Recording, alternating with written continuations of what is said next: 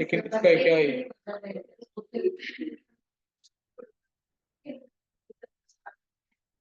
चलो अब ये स्क्रीन आ रही मेरे सामने जी। जी नहीं, ये इसको पीछे करना ना, ये कहाँ पे, ये नहीं,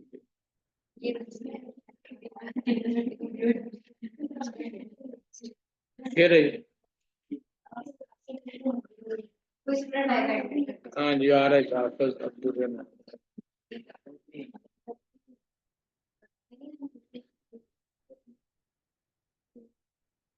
अब फिर ये आ गया,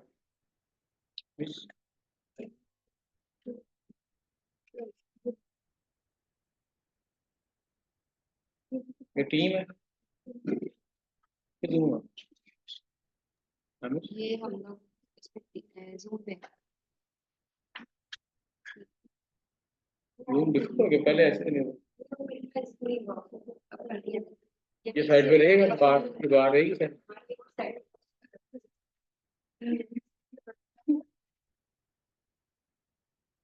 चल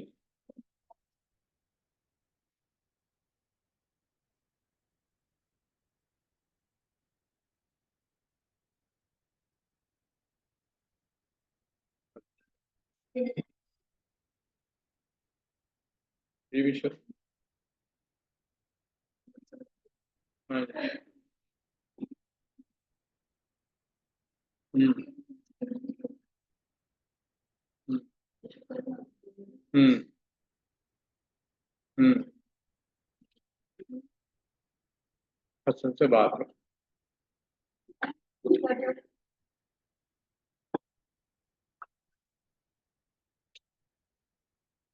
हाँ, बिस्मिल्लाहिर्रहमानिर्रहीम। डाइजेस्टिव सिस्टम का दूसरा लेक्चर आज, ठीक है। पहले लेक्चर में हमने एनाटमी और सारी जो एलिमेंट्री कनाल है, जीआईटी ट्रैक है, उसको पढ़ा है। और आज जो है आज दूसरा लेक्चर जो है वो हम पढ़ रहे हैं। दूसरे लेक्चर में बेसिकली आज पढ़ेंगे हम फिजियोलॉजी देखेंगे। अब हमने एनाटमी तो देख ली, स्ट्रक्चर, लेकिन फंक्शन जो है वो हम आज से उसका, क्योंकि जीआईटी का स्ट्रक्चर तो अहम है, तो तकरीबन 30% उसका स्ट्रक्चर में पढ़ेंगे, लेकिन 70% उसका फंक्शन है कि ये खुराक को का इसका क्या काम है, खुराक के साथ जो हम खुराक खाते हैं, फूड खाते हैं, उसको कैसे ये एब्जॉर्ब करता है और कैसे ये फिर उसको जो है वो उसमें से न्यूट्रिएंट्स जो है, फूड के जो कंपोनेंट्स हैं, पार्टिकल्स हैं, उसको बॉडी में एब्जॉर्ब करता है, और बाकी जो चीज़ें बच जाती हैं उसको फिर बॉडी से एलिमिनेट करता है। तो this is a whole function now. ये देखिए फंक्शंस ऑफ डाइजेस्टिव सिस्टम, अगर इनको ब्रीफली देखा जाए तो 5 फंक्शंस हैं जो डाइजेस्टिव सिस्टम के हैं। उसमें एक है इंजेशन। इंजेशन का मतलब है खाना, ठीक है। और प्रोपल्शन का मतलब है पुश करना, ठीक है। जब हम कोई भी फूड खाते हैं तो वो हमारी ओरल कैविटी, मुंह में हम डालते हैं, और अल्टीमेटली वो देखें हम उसको जब निगलते हैं, उससे ऑनवर्ड जितना प्रोसेस है वो हमारी आंखों के सामने नहीं होता, लेकिन वो सारी फूड जो है वो ओरल कैविटी से आगे एनएस तक, खाने की जगह तक सारी जाती है एक प्रोसेसिंग के थ्रू। और देन डाइजेशन। डाइजेशन का मतलब है जो फूड खा रहे हैं वो हजम हो रही है, ठीक है, हजम होना, वो हजम हो रही है। और एब्जॉर्प्शन का मतलब है जज़ब होना, जो फीड हम ले रहे हैं वो जज़ब भी हो रही है। जज़ब का क्या मतलब ये है कि जो फूड हम लेते हैं उसमें से जो काम की चीज़ें हैं हमारी बॉडी उनको खा खा लेती है, अब वो एब्जॉर्ब कर लेती है, और बाकी चीज़ें जो है बॉडी से एक्सक्रीट कर देती है, that is called as absorption. और एलिमिनेशन का मतलब है निकालना। इसका मतलब है जो है एलिमिनेशन का मतलब है निकालना, मतलब जो चीज़ें बच जाती हैं फूड में से जो हमारे काम की नहीं है, वो पखाने की सूरत में, पीसीस की सूरत में बॉडी से एलिमिनेट हो जाती है, या दूसरा लफ्ज इस्तेमाल होता है एक्सक्रीशन, एक्सक्रीट हो जाती है। ठीक होगी। तो that is actually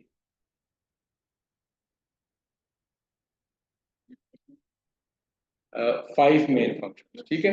in ingestion, propulsion, digestion, absorption and elimination, इनके जो लफ्जी मतलब है वो मैंने आपको बता दिया। मैंने तो पहले भी कहा था कि जो आपको ये जो लेक्चर्स हैं एज इट इज़ यही नोट्स हैं, इन्हीं से आप पढ़ेंगे। इनको प्रिंट करवा लिया करें और प्रिंट करवा के रख लिया करें। और ये जो चीज़ें ऊपर एक्स्ट्रा लिखी होती हैं, ये आप रिकॉर्डेड लेक्चर जो आपको मैडम से रिक्वेस्ट करें कि जो रिकॉर्डेड लेक्चर है वो आपसे शेयर हुआ करें, ये लेक्चर भी मिल जाया करे और मेरी वॉइस के साथ भी मिल जाया करे, ताकि वो जब आप बार बार सुने तो आपको किसी किस्म की किसी किताब की ज़रूरत नहीं। एनी हो, ये जो फाइव फंक्शंस मैंने बोले हैं डाइजेस्टिव सिस्टम के, they are collectively called as, मुझसे पूछे, क्रॉस टॉक ना करें, डिस्टर्बेंस होती है। फाइव जो मैंने आपको फंक्शन बताए डाइजेस्टिव सिस्टम के, इनको अगर इकट्ठे कहा जाए तो ये क्या है? Digestive process. एलिमिनेशन, निकालना, एलिमिनेट करना बॉडी से, इसको कहते हैं एज अ होल। इस सारे जो मतलब इंजेक्शन को, प्रोपल्शन को, डाइजेशन को, अब्जॉर्प्शन को और एलिमिनेशन को कलेक्टिवली डाइजेस्टिव प्रोसेस कहते हैं। ये एक पिक्चर है जो हेल्प करेगी आपको समझने में। हेयर यू कैन सी, ये औरत मोबाइल पे लगी हुई है। भाई आजकल बहुत बड़ी बीमारी है मोबाइल, मोबाइल पे लगी हुई है और ये साथ पिज्ज़ा खा रही है। ठीक है? दोनों चीज़ें वैसे ऐसी हैं जो प्रेजेंटेबल नहीं है, कि जो खा रही है वो हेल्दी डाइट नहीं। एनी हो, समझाने के लिए आपको कि ये पिज़्ज़ा खा रही है, मोबाइल पे लगी है, और ये सारा प्रोसेस उसके कंट्रोल में नहीं है। सिर्फ उसने मुंह में डालना है फूड, और ऑनवर्ड जितना भी उसका प्रोसेस है वो उसके कंट्रोल में नहीं, उसको पता ही नहीं है कि कैसे वो फूड अंदर, सिर्फ उसने निकलनी है। ठीक है। और बाकी सारा डाइजेशन, एब्जॉर्प्शन, एलिमिनेशन सब कुछ खुद से होगा, ऑटोमेटिक सिस्टम है।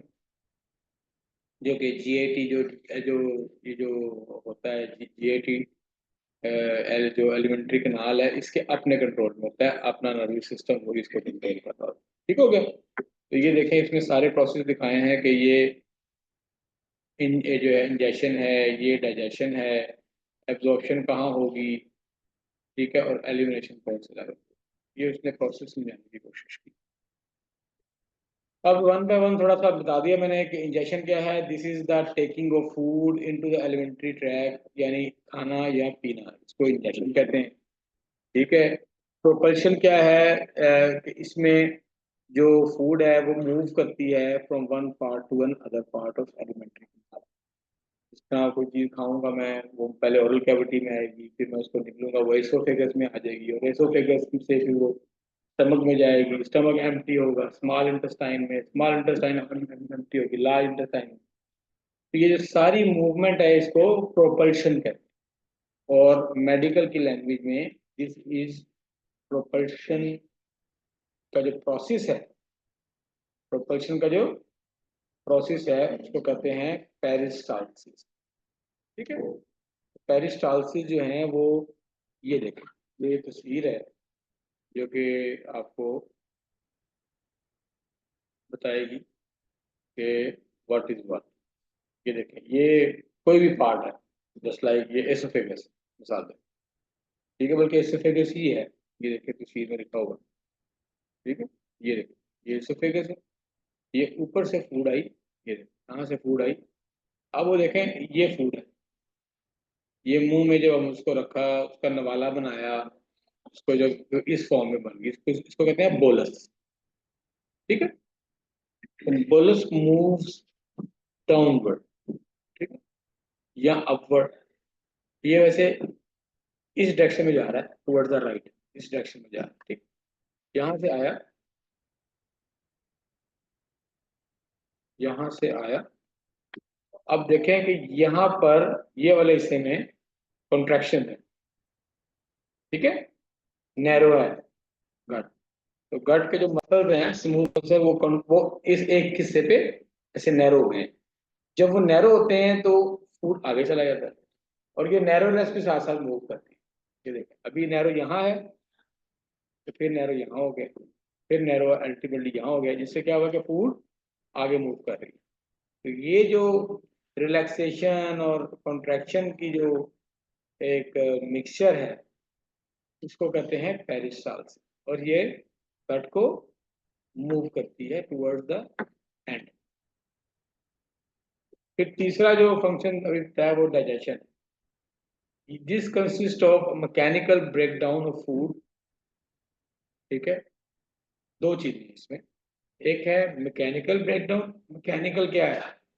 मैकेनिकल वो है जिसमें बाय किसी मतलब चीज को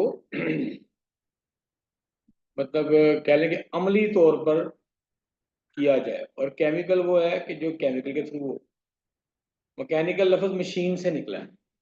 मशीन जिस तरह काम करती है ना, किसी चीज को ब्रेक करती है, किसी चीज को बनाती है, दैट इज मैकेनिकल, ठीक है। मतलब जिसे वो मशीन से हो। और केमिकल जो है वो जो किसी केमिकल से हो। तो डाइजेशन जो है हमारी बॉडी में, वो दो तरह की होती है। एक है मैकेनिकल ब्रेकडाउन ऑफ फूड, यानी कि मेस्टिकेशन। मेस्टिकेशन क्या है? च्यूइंग। कि जब मैं कोई चीज़ खाता हूँ, नवाला लेता हूँ, तो अपने दांतों से उसको ग्राइंड करता हूँ। मेरे दांत जो है वो एक मशीन के तौर पे काम करते हैं, और मैकेनिकली मैं उसको ब्रेक करता हूँ छोटे छोटे हिस्सों में। ये भी डाइजेशन का पार्ट ही है, ठीक है। और दूसरा क्या है? Chemical breakdown. के मेरी जो पूरी इंटेस्टाइन में हम आगे पढ़ेंगे, पूरी इंटेस्टाइन में अल्लाह ताला ने एंजाइम रखे हुए हैं। मैंने आपको पहले भी बताया था, एंजाइम ऐसे केमिकल हैं, एंजाइम ऐसे केमिकल हैं जो कि क्या करते हैं? एंजाइम्स। एंजाइम ऐसे केमिकल हैं जो हमारी बॉडी बनाती है, और ये मुख्तलिफ चीज़ों को, जिस तरह कह रहे हैं कि एसिड जो है चीज़ों को, आप उसमें कोई कपड़ा रखें तो वो गल जाता है, तो इस तरह जो है जंग लग जाता है इसको, लोहे को, वो भी गल जाता है। इसी तरह एंजाइम्स जो हैं ये फूड को गलाते हैं, गला के उसको ब्रेक डाउन करते हैं, छोटे छोटे हिस्सों में तकसीम करते हैं, ताकि वो एब्जॉर्प्शन के काबिल हो, फिर बॉडी उनको जज़ब कर सके। बात ठीक समझ ली? मतलब अगर कोई फूड है, फूड आपने जस्ट लाइक सैलड लिया और साथ रोटी खाई। अब इस मिसाल को समझिएगा। सैलड आपने खाना खाया, उसमें सैलड लिया। अब सैलड एब्जॉर्ब नहीं होता हमारी बॉडी में, ठीक है। और रोटी जो है वो एब्जॉर्ब होगी, ज़ाहिर है उसमें कार्बोहाइड्रेट्स है। तो अब हमारे बॉडी में अल्लाह ने ऐसे मैकेनिज्म रखे हुए हैं कि वो सैलड को तो कुछ नहीं कहेगा, लेकिन रोटी को उसमें से अलग करके उसको छोटे छोटे हिस्से में तकसीम करेगा, और फिर उसको एब्जॉर्ब कर लेगा, जज़ब कर लेगा, ठीक है। बात समझ में? डाइजेशन जो है, दो इसके कंपोनेंट्स हैं, एक है मैकेनिकल ब्रेकडाउन और एक है केमिकल ब्रेकडाउन। मैकेनिकल ब्रेकडाउन की मैंने आपको मिसाल दी कि जो हम ग्राइंड करते हैं, च्यूइंग करते हैं, किसी चीज़ को चू करते हैं, चबाते हैं, तो वो छोटे छोटे हिस्से में तकसीम हो जाती है, मैकेनिकल ब्रेकडाउन। और केमिकल ब्रेकडाउन ये है कि जिसमें स्मॉल जो है मालिक्यूल्स जो होते हैं फूड के, वो बन जाते हैं with the help of enzymes. और एंजाइम्स कहाँ से आते हैं? वो जो एलिमेंट्री कैनाल की जो वॉल है, दीवार है, वो बनाती है, उसमें ग्लैंड्स होते हैं, तो ऐसी गदूदें होती हैं जो कि एंजाइम बनाती हैं। एब्जॉर्प्शन। अब फूड जो है वो छोटे हिस्सों में तकसीम होगी डाइजेशन की वजह से। अब नेक्स्ट स्टेप है कि जो काम के कंपोनेंट्स हैं, जिसमें मिनरल्स हैं, वाइटामिन हैं, कार्बोहाइड्रेट्स है, प्रोटीन है, फैट है, उसको बॉडी ने जज़ब करना है। जो काम की चीज़ें उनको जज़ब कर लेते हैं, उसको कहते हैं absorption. This is the process by which digested food substances passes through the wall of some organ of alimentary canal, ठीक है। जो एलिमेंट्री कैनाल है, जो हमने पहले पढ़ी थी, उसके कुछ खास हिस्सों में वो न्यूट्रिएंट्स या जो डाइजेस्टेड फूड है वो जज़ब होती है, ठीक है। और जज़ब होकर कहाँ चली जाती है? ब्लड में, और वहां से फिर सारी बॉडी में हार्ट उसको तकसीम कर देता ये देखिए, ये एब्जॉर्प्शन की मिसाल है। अब यहाँ देखें, ये क्या है, इंटेस्टिनल ल्यूमन, मतलब ये अंतड़ी है, यहाँ से लेके यहाँ तक, ठीक है। अब ये फूड जो हमने खाई थी ना, वो एंजाइम्स के जरिए छोटे छोटे हिस्सों में तकसीम हो गई, और ये फिर यहाँ से इधर आ गई। ये देखिए, ये स्पेशल चैम्बर्स हैं, ये देखिए स्पेशल रास्ते हैं। यहाँ पे ब्लड है, ब्लड से फिर वो पूरे बॉडी में चली जाती है। तो ये क्या लिखा हुआ है, एनर्जी यूज। तो ये एनर्जी यूज के लिए इस्तेमाल।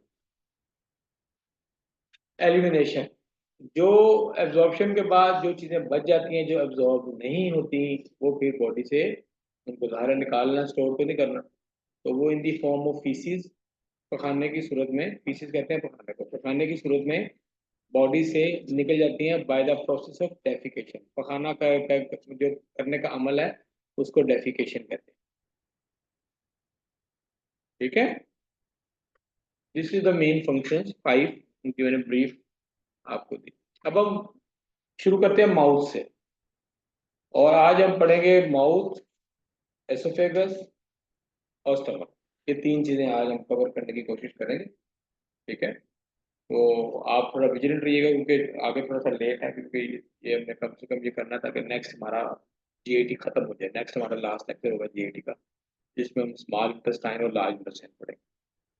तो आज जो, चूंकि ये अपर पार्ट है स्टमक तक, तो इसमें मेनली क्या चीज़ें होगी, इसमें एब्जॉर्प्शन नहीं होगी, बहुत कम एब्जॉर्प्शन होती है। ज़्यादातर फूड जो है वो हम इसमें हम यही देखेंगे कि हमने खाना खाया, इंजेशन हुई, इंजेशन के बाद डाइजेशन हुई, क्योंकि स्टमक जो है वो डाइजेशन करता है। स्मॉल इंटेस्टाइन में दो चीज़ें होंगी, वो भी डाइजेशन में मेन किरदार होता है उनका, वो है पेंक्रियाटिक सिक्रीशंस और बाइल। तो ये हम पढ़ेंगे, ये तो ये इसके नेक्स्ट में पढ़ने वाली चीज़ यही है, पढ़ने वाली चीज़ यही है कि पेंक्रियाज की सिक्रीशंस कहाँ से आती हैं, उसमें क्या होता है, वो क्या अमल करती हैं, और बाइल कहाँ से आती है, उसमें क्या होता है, वो क्या अमल करती है। आज माउथ से शुरू करते हैं।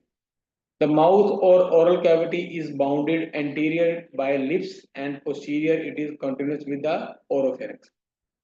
अब मैंने आपको बताया हुआ है, ये थोड़ी सी ना उसकी बाउंड्रीज बता रहा है कि माउथ का क्या है, कहाँ पे होता है हमारी बॉडी में। तो बता रहा है एंटीरियर क्या था भला, मैंने बताया था आपको, कुछ टर्म्स मैंने आपको पढ़ाई थी, एंटीरियर, पोस्टीरियर, लेटरल और मीडियल। एंटीरियर क्या होता है, एनीवन, इनको याद रख लें, ये टर्म्स बहुत काम आएगी।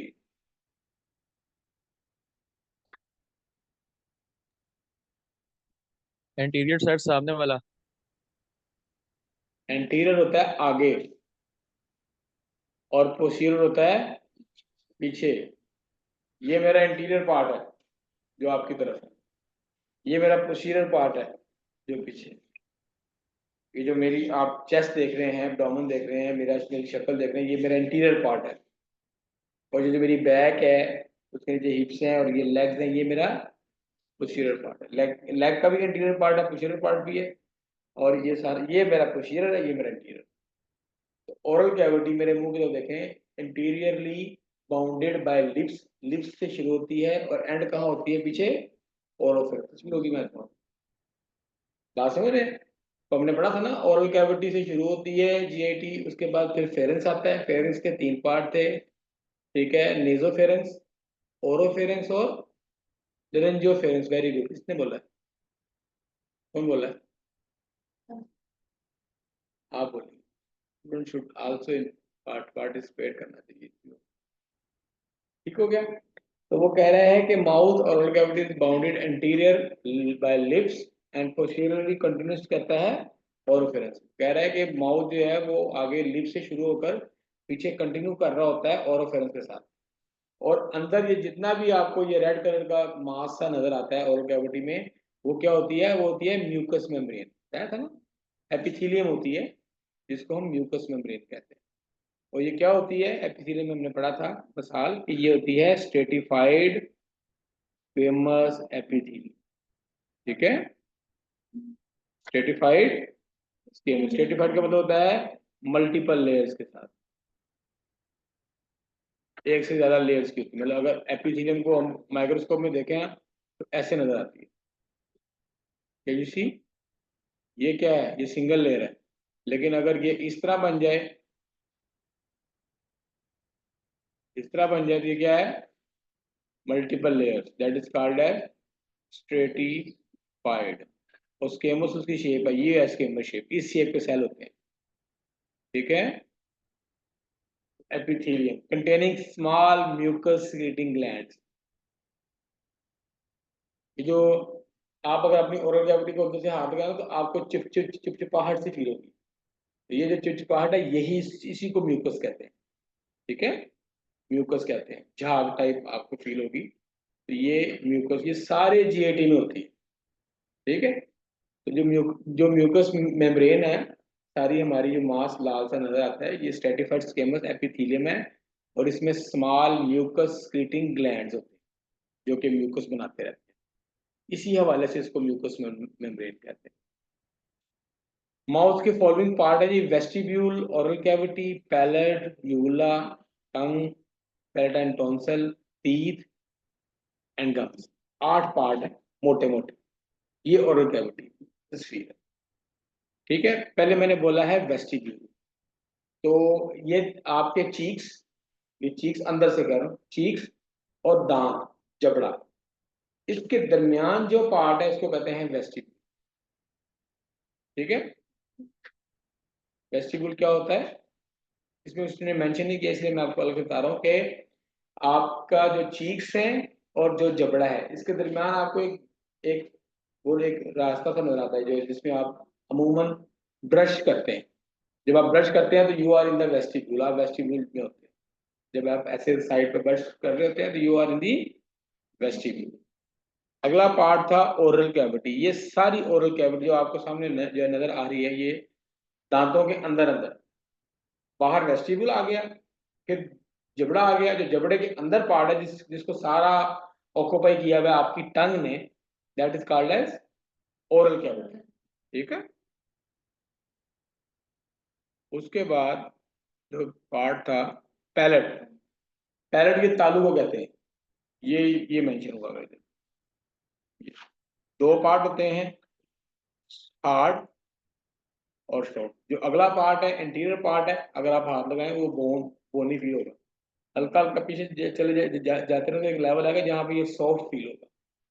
ठीक है। तो वो जो अगला पार्ट है इंटीरियर पार्ट है वो हार्ड पैलेट है, जो पिछला पार्ट है वो सॉफ्ट पैलेट, वो तस्वीर भी बता रहा है। और जो पीछे है जो लंबा सा आपको गले के अंदर हल्का कवर नजर आता है उसको क्या कहते हैं? यूवुला। ठीक है। तालू नहीं था, तालू जो उसको कहते हैं। ठीक हो गया। तो तालू हो गया और उसके पीछे जो वो देखें लंबा सा वो दिखा रहा है, वो यूवुला जो है ऐसे करके गोल। ठीक है। जो पीछे लगा कवा है बिल्कुल एंड होता है वो यूवुला है। ये टांग है।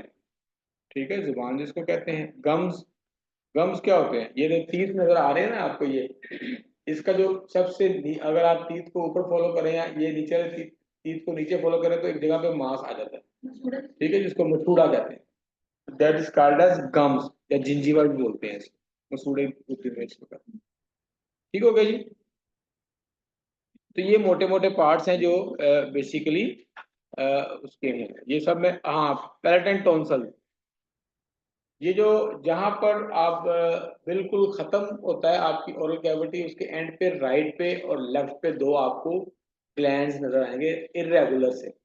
बिल्कुल रेगुलर सरफेस नहीं होती, इरेगुलर सरफेस होती है, उसको टॉन्सिल्स को। और क्योंकि ये पैलेट के एंड पे होती है इसलिए इनको पैलेटाइन टॉन्सल कहते हैं। टॉन्सल बॉडी में और भी होते हैं। ठीक है। कि इनको हम अमूमन टॉन्सल टॉन्सल बोलते हैं, लेकिन असल पूरा नाम है पैलेटाइन टॉन्सल। ठीक है। ये जहाँ पर आपका वो खत्म होता है उसके पीछे आपको नजर आ रहे हैं।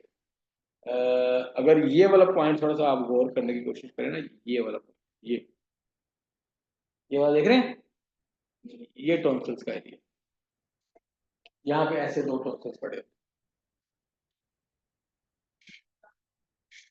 अब टंग का फंक्शन क्या है, जुबान का फंक्शन क्या है? जुबान का फंक्शन है च्युइंग। च्युइंग का दूसरा नाम है मैस्टिकेशन, चबाना। चबाने में हमारी हेल्प करती है। जब हम फूड मुंह में डालते हैं तो वो कभी फूड को जुबान आप फील करें, तो वो कभी फूड को एक दांत की तरफ हिलती है, फिर दूसरी तरफ, कभी आप इस तरफ चबा रहे होते हैं, कभी आप चबा रहे होते हैं। तो वो जो उसको इस तरह मूव करके हमारी थूक के साथ सारे फूड को, के फूड ड्राई होता है, जब तक वो वेट नहीं होगा वो ग्राइंड करने में। आप देखा है, जब आप कभी आप शॉप पे जाए ना, मार्बल शॉप पे, तो वो जब पत्थर पत्थर को ग्राइंड करते हैं, काटते हैं, तो साथ उन्होंने मोटर चलाई होती है, उसके बाद पानी डाल रहे होते हैं। तो पानी का डालने का मकसद ये है कि जो ग्राइंडिंग है वो पानी के माहौल में जरा आराम से हो जाती है। वो वही प्रिंसिपल यहाँ पर नेचर ने अपनाया कि जब थूक के साथ ड्राई ड्राई फूड को मिक्स करना है, रोटी को मिक्स करना है, तो उसको हमने अच्छे से मिक्स करना है। मिक्स करने के लिए उसको कभी इधर कभी इधर कभी इधर कभी इधर जब उसको मूवमेंट देंगे तो वो अच्छे से मिक्स हो जाएगा। That is called as chewing. तो टंग इसमें हेल्प करती है स्वॉल्विंग में। फिर टंग, जब हम खाना निकलना होता है, टंग आगे से ऊपर आ जाती है, पीछे से लो हो जाती है, स्पेस देती है, तो फूड अंदर चला जाता है। स्पीच, बोलने में अगर हम टंग नहीं हो तो बोल। चौथा अहम फंक्शन है टेस्ट। हमें टेस्ट, इसके ऊपर स्पेशल किस्म के रिसेप्टर्स होते हैं जिनको टेस्ट बर्ड कहते हैं। ये लिख लें आप, टेस्ट बर्ड्स। ठीक है जी। आगे तीत का फंक्शन क्या है? तीत क्या करते हैं? ग्राइंड करते हैं। ठीक है, तीत क्या करते हैं? ग्राइंड करते हैं। तो ग्राइंडिंग करने में ये कुछ तीत जो है ना, इनकी स्पेशल नेम है। अब बताओगे व्हाट इज इंसाइजर। ठीक है, तीत के स्पेशल नेम है जो कि आपको पता होना चाहिए। क्यों भी, क्या नाम है आपका? अपना सारिम, क्या नाम है आपका? साइम। इंसाइजर्स क्या होते हैं, केनाइन क्या होते हैं, प्री मोलर्स क्या होते हैं, और मोलर्स क्या होते हैं? चार किस्म के दांत हैं। पहले सुन ले। इंसाइजर्स और केनाइन जो हैं, ये करते हैं कट। बाइट जो हम लेते हैं उसको छोटे छोटे हिस्सों में कट करते हैं। और प्री मोलर्स और मोलर्स जो होते हैं, ठीक है, इनका इनका भी काम ग्राइंडिंग का और च्यूइंग का है। ये जो आपके फ्रंट के दो दांत है ना, अब मैं ये जो मिड लाइन से राइट पे आ रहा हूँ, फ्रंट के दो दांत है, ये इंसाइजर है, ये और ये। उसके पीछे जो एक नुकीला दांत है, ये पहले दो दांत आपके, मतलब आपने ये नहीं कहना कि एक राइट का लेफ्ट का लेना, ऐसे नहीं। आप मिड लाइन से एक तरफ आना। जो पहले दो दांत हैं आपके, दैट आर इंसाइजर। मैं आपको वो पिछली तस्वीर में ये देखें, ये लिखा हुआ है, ये देखें, ये इंसाइजर्स है, ये मिड लाइन है, ये और ये इंसाइजर। फिर नुकीला दांत के नाइन, उसके बाद दो प्री मोलर्स, ठीक है, और ये फिर एंड पे मोलर्स। प्री मोलर्स और मोलर्स ये दाढ़े नहीं लोग कहते हैं, ठीक है। जो डबल दांत होते हैं वो प्री मोलर्स और मोलर्स है। जो फ्रंट के दांत है वो इंसाइजर एंड कैनाइन। तो ये फंक्शन आ गया तीत का कि ये ग्राइंड करते हैं। अब आते हैं सलाइवा पे, थूक। Saliva is a combined secretions from the salivary glands and the small mucus secreting glands of oral cavity. Saliva कहाँ से बनता है? सिलिवरी ग्लैंड से। इसमें सिलिवरी ग्लैंड अपनी सिक्रीशंस कहते हैं, उर्दू में लफ्ज होता है सिक्रीशंस का रतूबतें। रतूबत जो होता है ना, वो कह लें कि कोई भी केमिकल या कोई भी लिक्विड मादा जो हमारी बॉडी बना रही है ना, उसको सिक्रीशंस कहते हैं इन जनरल। ठीक हो गया ना? उर्दू इसलिए बताऊँ ताकि आपको समझ जाए ये चीजें हैं क्या ये। Saliva is a combined secretions from the salival from the salivary glands and small mucus secreting glands of oral cavity। जो मैंने आपको पहले बताया कि जो oral cavity का म्यूकोजा है उसमें स्मॉल ग्लैंड होते हैं जो म्यूकस बनाते हैं। तो सलाइवा में क्या क्या हुआ, एक म्यूकस हुई और दूसरा secretions ऑफ salivary gland। इसके कॉम्बिनेशन को सलाइवा बोलते हैं। 1.5 लीटर की बोतल जो होती है, अभी आपने देखी कोक की, स्प्राइट की, तो 1.5 लीटर सलाइवा डेली बनता है हमारी बॉडी मुंह में। ठीक है, डेली बनता है। और इसमें होता क्या है, इसके कंपोनेंट्स क्या है? वाटर 90%। 90% वाटर होता है, ठीक है। फिर साल्ट्स हैं, फिर एमाइलेज है, ये एंजाइम है, ठीक है। क्या करता है वो बताते हैं। म्यूकस है, ठीक है। और इम्यूनोग्लोबुलिन है। इम्यूनोग्लोबुलिन ये प्रोटीन के बने हुए ना इस तरह के स्ट्रक्चर होते हैं, माइक्रोस्कोपिक, आम आंख से नहीं आप देख सकते, केमिकल्स होते हैं इस तरह से, इस शेप में होते हैं, इस शेप, ठीक है। और ये बैक्टीरिया को किल करने के लिए इस्तेमाल होता है, बैक्टीरिया को। मैडम वो रनिंग आउट ऑफ टाइम क्या है, बैक्टीरिया को किल करने के लिए इस्तेमाल होते हैं इम्यूनोग्लोबुलिन्स। ये भी हमारी वो म्यूकस सेल ही बना रहे होते हैं। एंड द एंजाइम लाइसोजाइम, तो दो एंजाइम्स हैं और बाकी साल्ट्स हैं। एंजाइम कौन से हैं, एक आपको बताया एमाइलेज, जिसको स्लीवरी एमाइलेज कह रहे हैं, ये स्लाइवा में है, और दूसरा लाइसोजाइम। अब स्लीवरी ग्लैंड्स क्या होते हैं, स्लीवरी ग्लैंड्स जो होते हैं ये स्पेशल किस्म के ग्लैंड्स हैं जो कि हमारी ओरल कैविटी में होते हैं, और ये क्या बनाते हैं, स्लाइवा। ये स्लाइवा बना के इनकी छोटी छोटी नालियां होती हैं, डक्ट्स कहते हैं नालियों को, ठीक है। हमारी बॉडी में जो डक्ट्स नाली होती है ना किसी भी चीज को, उसको कहते हैं डक्ट। तो स्लीवरी ग्लैंड्स की अपनी डक्ट्स होती हैं और ये स्लाइवा बना के उन डक्ट्स पर डालते हैं। डक्ट्स फिर ओपन होती हैं माउथ के अंदर और सारा स्लाइवा वो माउथ में आ जाता है। तो there are three main salivary glands, three main. ये बड़ा अहम एमसीक्यूज है। अच्छा ये मैं आप आज को आप आज नोट कर लें कि जो आपका इम्तिहान है उसमें एमसीक्यूज भी हैं, उसमें एससीक्यूज भी हैं, ठीक है। एमसी मल्टीपल जो हम आप सबकी तैयारी करवाएंगे, आपको वरी नहीं करना। एमसीक्यूज भी हैं और शॉर्ट ऐसे क्वेश्चन भी हैं, ठीक है। आपने इस हवाले से अपनी तैयारी इसको अपने माइंड में रखना। एमसीक्यूज भी हैं और एससीक्यूज। तो there are three main salivary glands, parotid gland, submandibular gland and sublingual gland, ठीक है।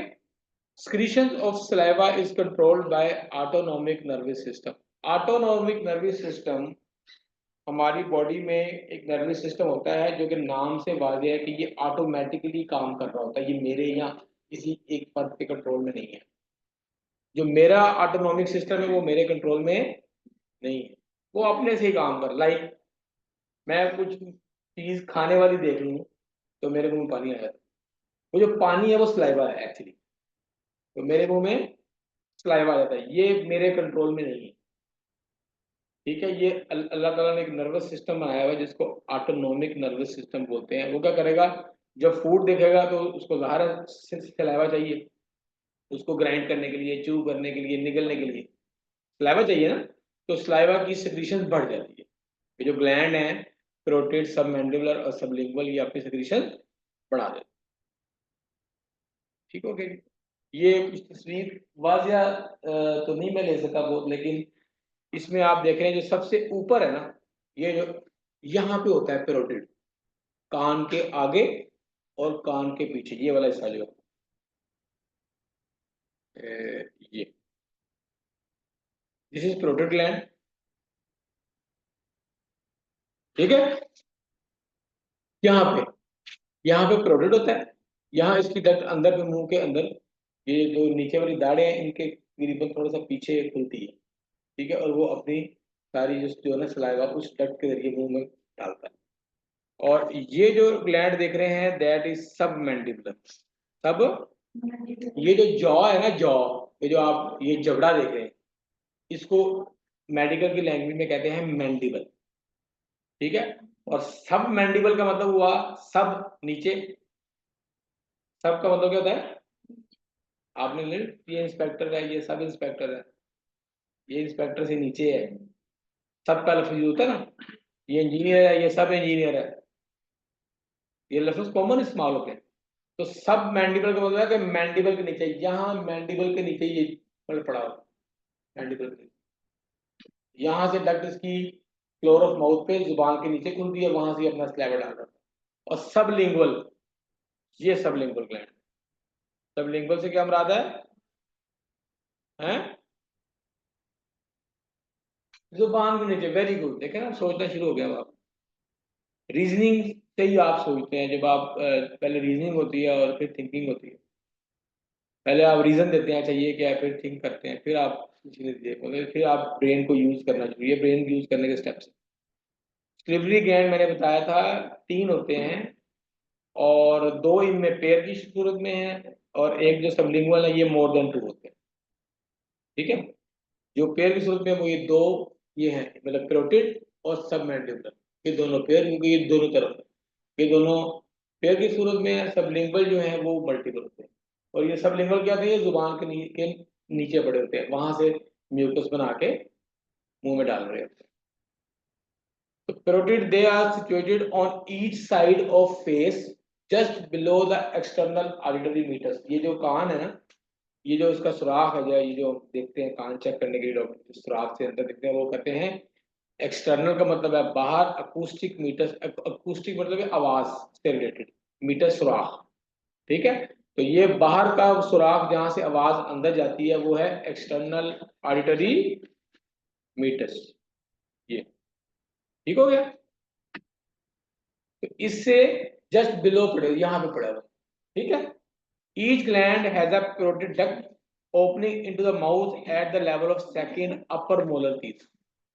जो अपर मोलर टीथ है उसके सामने खुल रही होती है डक्ट।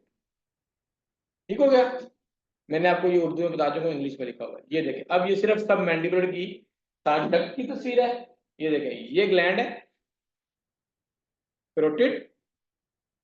ठीक है, देखो ये एक्सटर्नली ऑडिटरी मीटर्स है, ये देखो जस्ट उससे बिलो पड़ा हुआ है, और ये उसकी डक्ट है। ठीक है, और डक्ट कहां खुल रही है? वो देखें मोलर के पास। अब आ जाए सब mandibular gland. These lie on each side of the face under the angle of jaw। ये एंगल ऑफ जॉ है, ये इसके जो नीचे पड़ा होता है। टू सब mandibular ducts open on the floor of mouth. Mouth का जो फर्श है, जुबान के नीचे, उसके अंदर खुलता है on each side of frenulum of tongue. Frenulum of tongue क्या है? जुबान के बिल्कुल सेंटर में एक बैंड आपको नजर आ रहा होता है, फील भी कर सकते हैं, उसको फ्रेनेलम कहते हैं। तो राइट साइड का एक तरफ खुलता है, लेफ्ट साइड का एक तरफ। सबलिंगुअल, ये मैंने बताया, these glands lie under mucous membrane of floor of mouth in front of submandibular glands। they are numerous small ducts that open into the floor of mouth। ठीक है, numerous मतलब है कई। तो ये चूंकि 2 से ज्यादा होते हैं, इनकी डक्ट भी 2 से ज्यादा होती है। अब ये देखें, ये भी तस्वीर बेहतर है, इसमें आपको हर नजर आ रहा है कहां कहां पे खुल रहा है। ये प्रोटीड है। ये सिलिवरी ग्लैंड का बड़ा अहम टॉपिक है एमसीक्यू वाले, क्योंकि इसमें से एमसीक्यू आ जाते हैं। ये जो है वो प्रोटीड है, ये सबलिंगुअल है, ये सबमैंडिबुलर। ठीक है जी, ये जुबान है। तुम्हें लग रही है ना बेटा? ये जुबान के नीचे ये फ्लोर ऑफ माउथ है, ये उसके नीचे ये पड़ा हुआ है सबलिंगुअल, सबमैंडिबुलर। अब आ जाए फंक्शन ऑफ सलाइवा पे। तो 5 फंक्शन है। Chemical digestion of polysaccharide. Polysaccharide क्या है? पॉलीसेकेराइड जो है वो समझ लें स्टार्च होती है। स्टार्च क्या है? जो कार्बोहाइड्रेट, हमारी फूड के 3 कंपोनेंट्स हैं, कार्बोहाइड्रेट्स, फैट्स और प्रोटीन।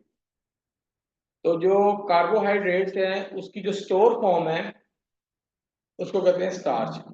मतलब बेसिकली कार्बोहाइड्रेट्स को की जो डाइजेशन है वो मुंह से शुरू हो जाती है। ठीक है, मैंने कहा था ना एमाइलेज होता है, वो करता है। दूसरा क्या है? लुब्रिकेशन ऑफ फूड, फूड को लुब्रिकेट करना। ठीक है, तीसरा लुब्रिकेट का मतलब होता है फूड को नरम करना, उसमें पानी मिक्स करना या लिक्विड मिक्स करना। तीसरा क्या है? Cleaning and lubricating the mouth, मुंह को साफ करना, और जाहिर है पानी आता रहेगा तो मुंह भी साफ होता रहेगा। चौथा क्या है? Non specific defence. जो बैक्टीरिया हम खाते हैं उसमें कई जो इम्यूनोग्लोबुलिन हमारे सलाइवा में होती है वो उनको किल कर देती है। और 5वां क्या है? टेस्ट। ये फंक्शन ऑफ सलाइवा है। ये एससीक्यू है, आ सकता है, वो पूछ सकते हैं what are the function of saliva. ठीक है, अब ऑनवर्ड जो है वो है इनकी एक एक थोड़ी सी वजाहत करेंगे, फिर आप जो है ना वो नया किधर है?